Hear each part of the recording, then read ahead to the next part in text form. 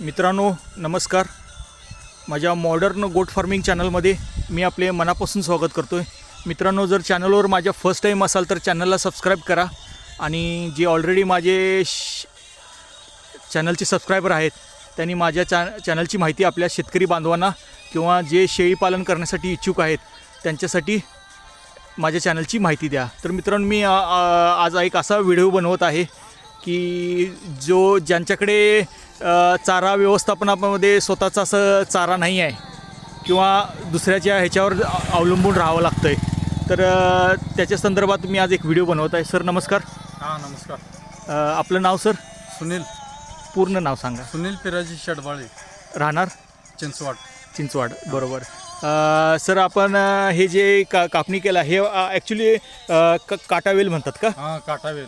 बरं. ह्याचं कसं कापणी करता तुम्ही? असं बुडक्यातनंच काढतो याला. बरं. आणि म्हणजे माझं हे चॅनल शेळीविषयक आहे. तर शेळी पालनामध्ये हे शेळ्या चांगल्या प्रकारे खातात. खातात. हिरवा चारा म्हणून हिरवा चारा म्हणून खाता येतो.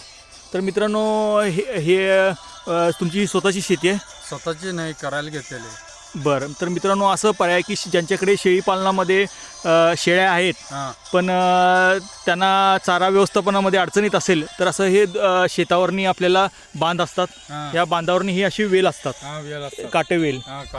तर हे मित्रांनो हा एक पर्याय आहे की म्हणजे खर्चात न जाता कसं आहे शेळी पालनामध्ये कमी खर्चात जास्त उत्पादन घेणं हे महत्त्वाचं असतं. चारा व्यवस्थापनामध्ये पैसे घालण्यात किंवा वैरणीमध्ये वैरण अड्ड्यावरनं पैसे आणण्यात आणि पैसे घालून त्याच्यात काय प्रॉफिट राहत नाही. तर मित्रांनो, हा एक पर्याय आहे की जे शेतकरी बांधव आहेत किंवा ज्यांच्याकडे शेळी पालन आहे तर त्यांनी अशा पद्धतीनं बांधावर जाऊन वेगवेगळ्या शेतकऱ्यांना भेटून त्यांच्याशी परमिशन घेऊन हे अशा प्रकारे असे बिंडा बांधून, ह्याला तुम्ही काय म्हणता? वैरणच नाही, म्हणजे चारा, हिरवा चारा. तर अशा पद्धतीनं हे असं बांधून आपण घेऊन जाऊ शकतो. आणि हे सुद्धा शेतकरी आहेत बघा. आता 9:30 वाजले. तुम्ही सर किती वाजता आला होता?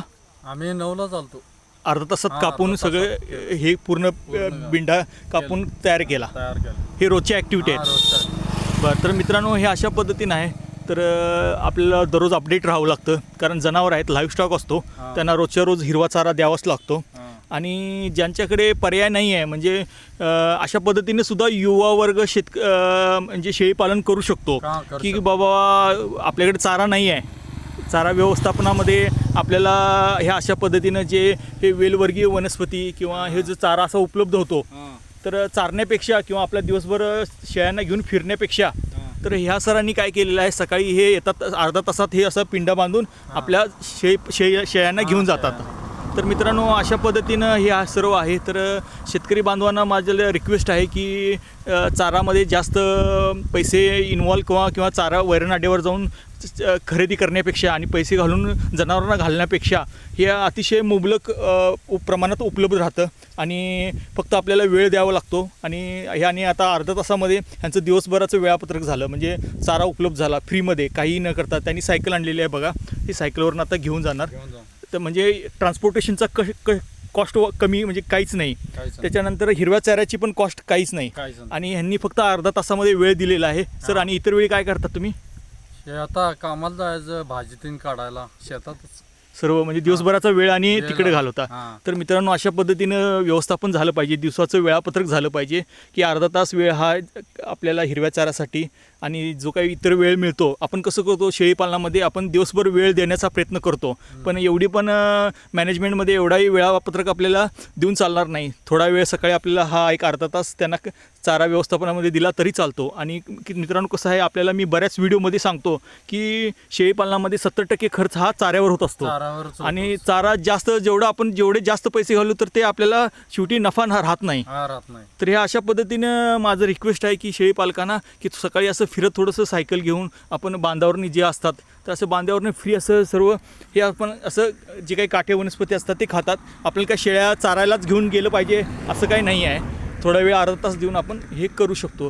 तर हा छोटासा video me on the way असताना बनवतो मित्रांनो. आणि अतिशय कष्टानं हे सर्व करतात आणि दिवसभराचं चांगल्या प्रकारे व्यवस्थापन. तर सर, तुम्ही आता आणि चारा व्यवस्थापनाबद्दल तुम्हाला आणि काय सांगता येईल का युवकांना की कशा पद्धतीने आणि व्यवस्थापन झालं पाहिजे. काय वैरण टाकायचं, पाणी ठेवायला लागतंय, शान सारायला लागते, त्यांची व्यवस्था करायला लागते. सगळ्या गोष्टी व्यवस्था एवढं करायला केलं की मग काय अडचण येत काय नाही. अडचण येत नाही. बरं. तर मित्रांनो, अशा पद्धतीने सर्व गोष्टी करायला लागतात. तर ह्या सरांनी मला आपल्या चॅनलवर माहिती दिली, त्यांचं सर मी आपल्या मनापासून आभारी आहे. बरं. ठीक आहे, धन्यवाद.